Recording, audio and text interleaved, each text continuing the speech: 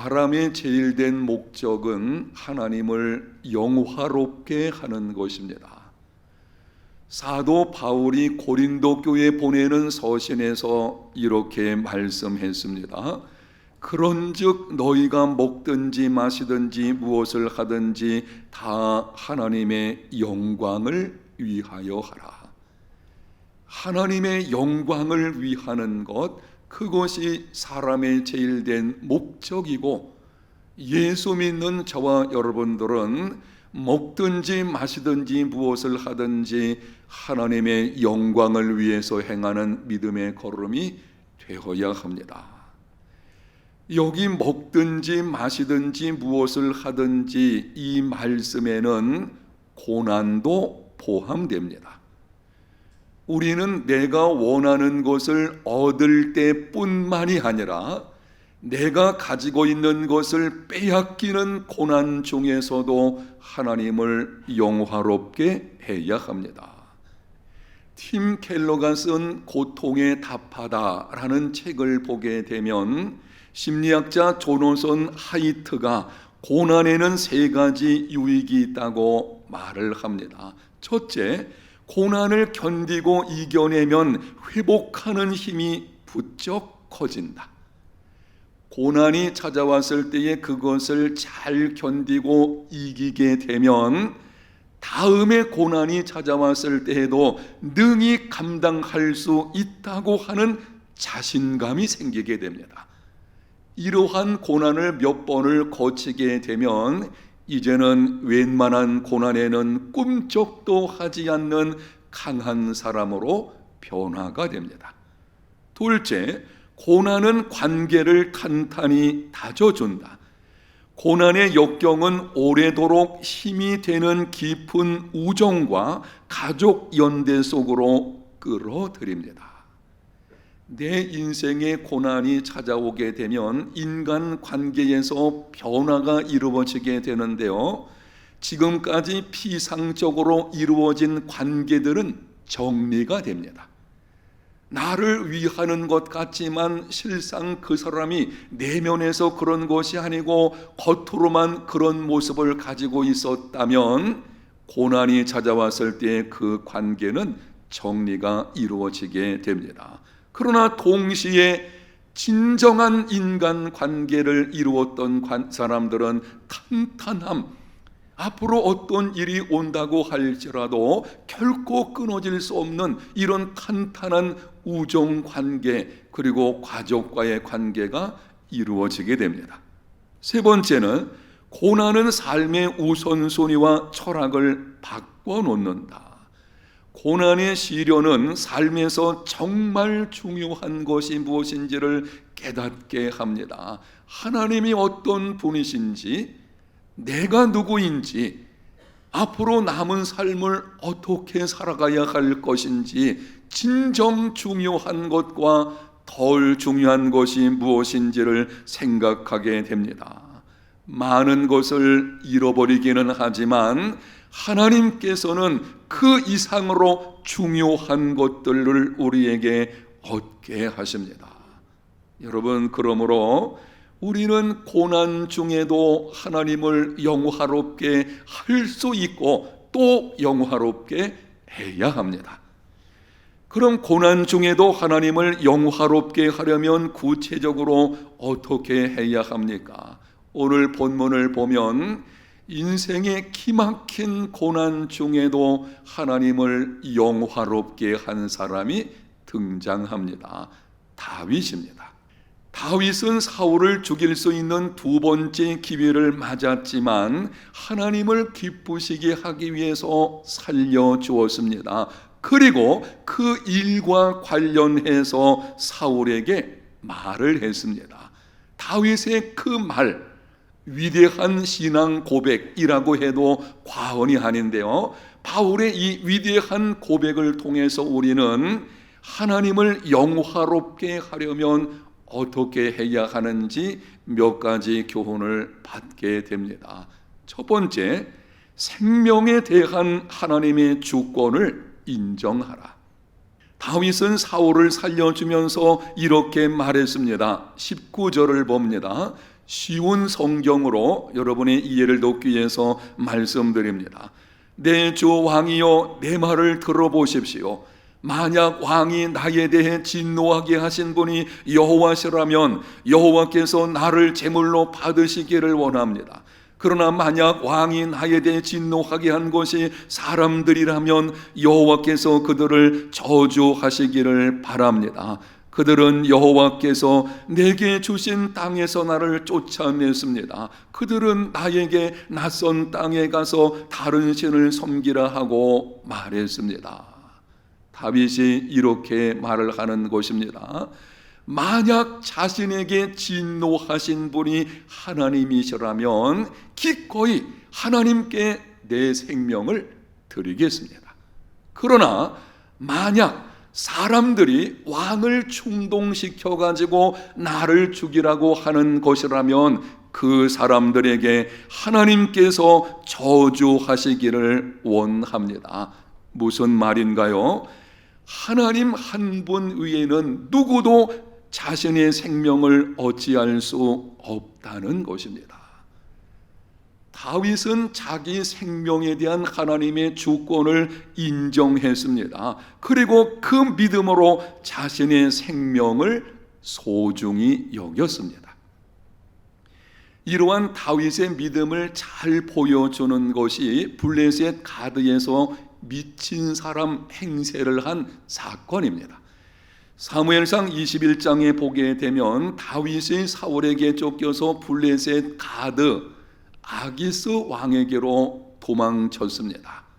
그들의 도움을 받으려고 하는 것입니다. 그때에 아기스의 신하들에 의해 가지고 생명의 위협을 받게 되었습니다. 다윗은 심히 두려워 행동을 변해서 미친 채를 했습니다. 대문짝을 끄적거리고 수염에 침을 질질 흘렸습니다. 아기스가 그것을 보고 미치광이로 생각해서 쫓아냈습니다. 다윗은 그곳을 떠나 아굴람 굴로 도망쳤습니다. 여러분, 다윗은 하나님의 기름 부음을 받은 사람입니다. 이스라엘의 용사입니다. 장차 왕이 될 사람입니다. 불과 1년 전쯤에 블레셋의 용사 골리앗을 죽인 사였습니다. 그런데 자기 목숨을 부지하기 위해서 미친 사람 흉내를 낸다. 자존심 상하는 일이고 평생 수치스러운 일로 기억될 수도 있습니다. 그럼에도 다윗은 그렇게 했습니다. 이유가 무엇입니까? 생명은 하나님께 속한 것이요 미친 채 해서라도 살아남아야 할 만큼 소중한 것이기 때문입니다. 그리고 어찌하든지 살아남아야만 소망이 있고 기회가 있습니다. 다윗이 그렇게까지 하면서 살아남았기 때문에 이스라엘의 위대한 왕이 된 것입니다. 우리나라 자살률은 OECD 회원국 중에 1위입니다. 아주 불명예스러운 것이죠. 우리나라가 OECD 국가들 가운데서 첫 번째 하는 것들이 몇 가지가 있는데요. 아주 부끄러운 일들인 것을 보게 됩니다. 우리나라 생명 경시 풍조가 얼마나 만연한지를 보여주는 것입니다. 물론 자살하는 사람들의 경우는 그냥 하지는 않지요. 자살하기까지 그들의 마음과 삶의 고통은 심히 클 것입니다. 우리가 그들의 입장이 돼보지 않아서 그렇지 그렇게 되기까지는 정말 말 못할 내면적인 고통이 그들에게 있을 것입니다. 여러분, 그러나 이유가 무엇이든 현재 내게 당면한 것이 아무리 심각한 일이라고 할지라도 자살은 허용할 수 없습니다. 몇 가지 이유를 말씀을 드리겠습니다. 첫 번째는 자살은 회개할 기회가 없는 죄입니다. 우리가 신앙생활에서 인생의 길을 걸어갈 때 어떤 죄를 짓게 되면 회개할 수 있는 기회가 있지만 자살은 분명히 잘못된 것인데 회개할 수 있는 기회가 없습니다. 두 번째는 자살은 하나님께 속한 생명을 자기 마음대로 처리하려는 것입니다. 생명을 주신 분도 하나님이시고 생명을 유지되게 하시는 분도 하나님이시며 때가 돼서 생명을 거둬가시는 분도 하나님이십니다. 내 생명은 나의 것이 아니고 하나님의 것입니다. 그 하나님의 것을 자기 마음대로 취하려는 아주 잘못된 것입니다. 세 번째, 자살은 가족들과 지인들에게 상처와 고통을 주는 것입니다. 혼자만의 문제가 아닙니다. 자살하는 경우에 이렇게 말을 하곤 합니다. 나 하나 죽으면 모든 것이 해결될 거야. 그래, 내 하나 죽으면은 지금까지 모든 상황들 다 해결될 수 있을 거야. 그렇지 않습니다. 자살은 주변의 많은 사람에게 고통을 안겨주는 것이고요, 사랑하는 사람들에게는 평생 상처로 남을 수 있는 아주 심각한 문제입니다. 결코 있어서는 안 됩니다. 그러므로 자살은 꿈속에서라도 생각하지 말아야 합니다. 혹시 여러분들이 너무 힘들어서 생명을 포기하고 싶은 생각이 든다면 이렇게 말을 해 보십시오. 한번 따라합니다. 나는 다윗같이 미친 채 해서라도 살아남을 것이다. 아멘. 자존심 상해도 누가 뭐라고 한다고 할지라도 나는 미친 사람 흉내를 내서라도 살아남을 것이다. 왜 그렇습니까? 생명은 하나님께 속한 것이요, 어찌하든지 살아남아야만 소망이 있고 기회가 있기 때문입니다. 현재는 암울하고 고통스러워도 하나님께서 복을 주시면 인생 역전은 이루어지게 됩니다. 인생사 세홍지마입니다. 저는 이 말을 자주 생각해 보게 되고, 또 여러분들도 이 말을 세홍지마라고 하는 이 고사 성어 중에 하나인데요, 여러분들이 이걸 한번 생각해 보십시오. 인생이라는 것이 그렇습니다. 오늘의 아픔이 내일은 기쁨이 될 수 있을지 누가 알겠습니까? 속단하지 마십시오. 성경을 보게 되면 오늘 다윗의 경우도 그렇습니다. 다윗이 지금 고난의 길을 걷는 그것 때문에 그의 장래에 소망이 있었고 하나님의 큰 영광이 나타나게 된 것을 볼 수가 있습니다. 속단하지 마십시오. 나는 안 된다 라고 하지 마시고 이렇게 생각을 바꾸십시오. 나는 안 될지라도 하나님이 함께 하시면은 이루어질 줄로 나는 분명히 믿는다. 잊지 마십시오. 생명은 하나님께 속한 것입니다. 그러므로 어찌하든지 살아남는 것이 고난 중에도 하나님을 영화롭게 하는 것입니다. 두 번째, 은혜로 행하는 것을 나의 공의와 신실함으로 삼으라. 23절에 다윗이 이렇게 말을 합니다. 여호와께서 사람에게 그의 공의와 신실을 따라 갚으시리니 이는 여호와께서 오늘 왕을 내 손에 넘기셨으되 나는 손을 들어 여호와의 기름 부음을 받은 자 치기를 원하지 아니하였음이니이다.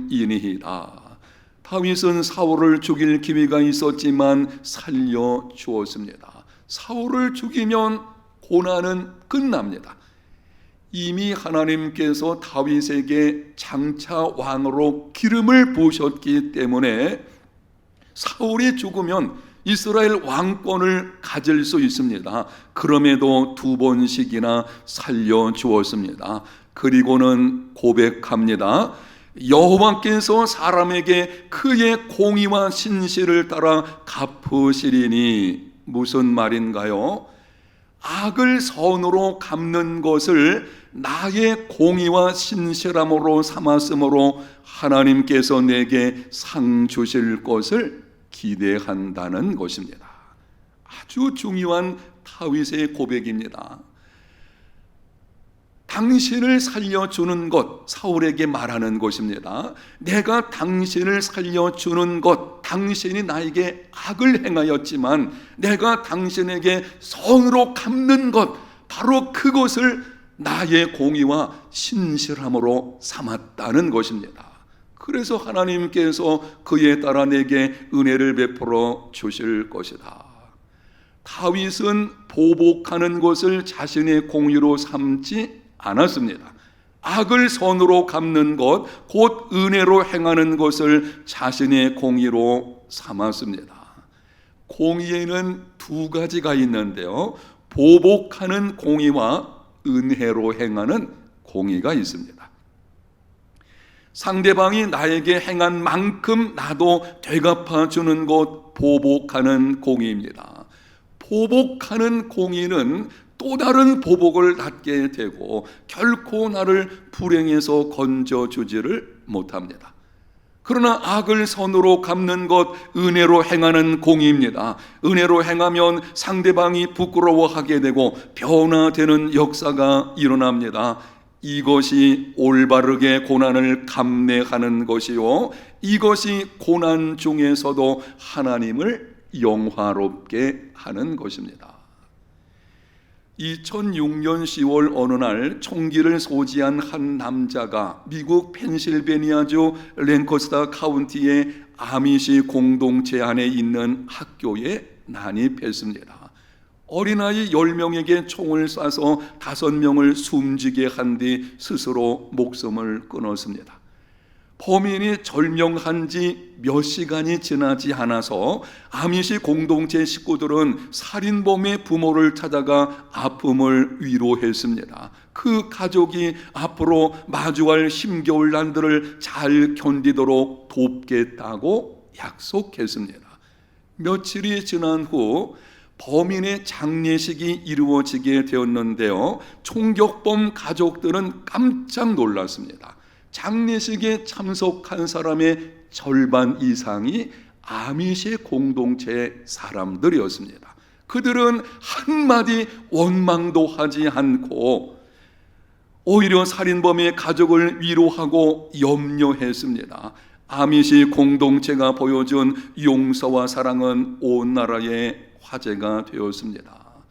사랑하는 자녀들을 잃어버리는 기막힌 고통 속에서도 포복하지 아니하고 은혜에 근거하여 용서와 사랑을 실천한 아미시 공동체의 모습, 그것이 고난 중에서도 하나님을 영화롭게 하는 것입니다. 악을 선으로 갚으십시오. 세상은 개인주의입니다. 소비지상주의입니다. 자기 희생이 아니라 자기 주장을 강조합니다. 그러므로 세상은 언제나 우리에게 복수를 부채질합니다.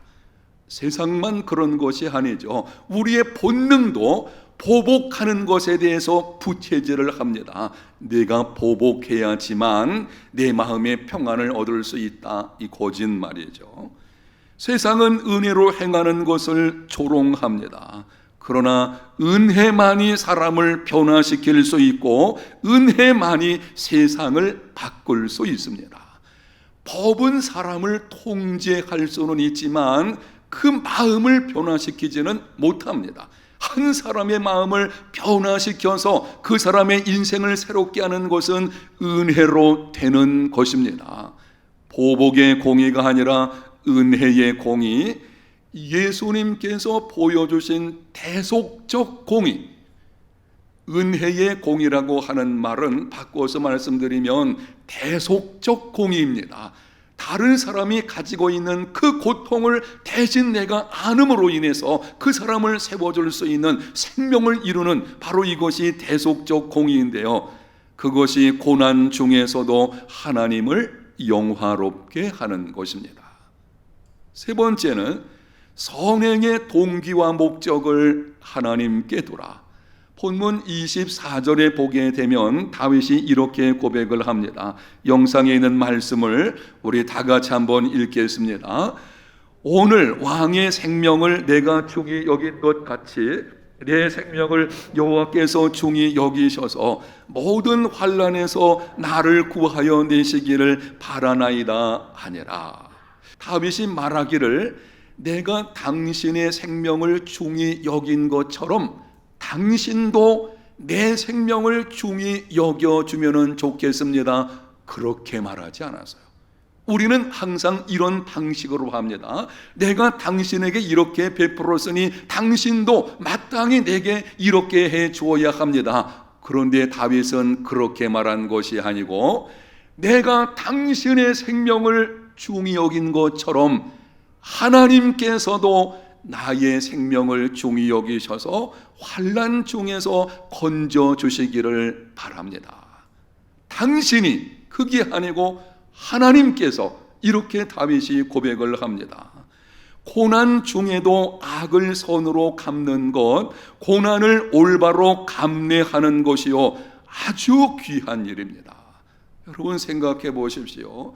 기막힌 고난 중에서도 나의 형편보다 다른 사람을 더 생각함으로 악을 선으로 갚는다, 정말 칭찬받아야 마땅합니다. 그런데 다윗은 사람의 칭찬을 구하거나 사람으로부터 그 행실을 따라서 무엇인가 대가를 얻으려고 하지 않았습니다.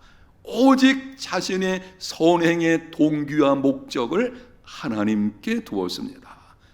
오직 하나님께서 자신을 기억해 주시고 은혜 베푸시기를 원했습니다. 오직 하나님께만 소망을 두었습니다. 이것이 고난 중에도 하나님을 영화롭게 하는 것입니다. 아주 오래전에 있었던 일입니다. 독일 박애주의자 오벨린이 눈보라 속에서 길을 잃게 되었습니다. 그때 우연히 지나던 마부의 도움으로 살아나게 되었습니다. 너무 고마워서 살해를 하려고 하지만 마부가 거절을 합니다. 그렇다면 당신의 이름이라도 내게 알려주십시오.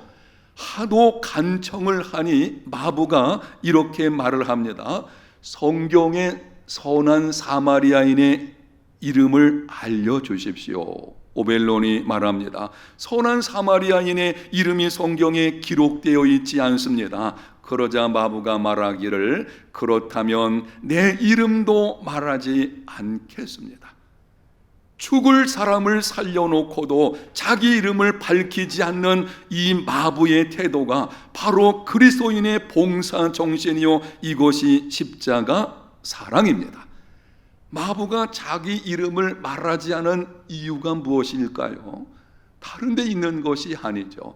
나는 내가 어떤 선행을 한다고 할지라도 그것 사람에게서 칭찬받거나 사람에게 어떤 대가를 바라지 않습니다. 오직 하나님 그분만이 알고 계시면 나는 족합니다. 오직 하나님께서 기억해 주시면 족하다는 믿음으로 행하는 것, 이것이 하나님을 영화롭게 하는 것이요, 우리는 고난 중에서도 그렇게 해야 합니다. 사랑하는 성도 여러분, 오늘 하나님께서 우리에게 말씀하십니다. 고난 중에서도 하나님을 영화롭게 하라. 설교를 준비하면서 이 제목 자체가 너무나 무거웠어요. 아니, 고난 당하는 것도 힘겨운데 그 가운데서 하나님을 영화롭게 하자니 이게 참 무겁게 생각이 들었습니다. 여러분, 그런데 이 말씀대로 순종하는 곳에 진정한 자유가 있고 평화가 있습니다. 이 말씀대로 순종하면 세상이 줄 수 없는 평안이 우리 마음과 삶에 넘치게 될 것이고, 오히려 나를 힘들게 했던, 묶였던 심령이 풀리는 참된 자유함을 누리는 삶이 이루어지게 될 것입니다. 저와 여러분 모두가 성령의 도우심으로 말미암아 고난 중에도 하나님을 영화롭게 하는 이러한 믿음의 걸음들이 다 되시기를 예수님 이름으로 축복합니다.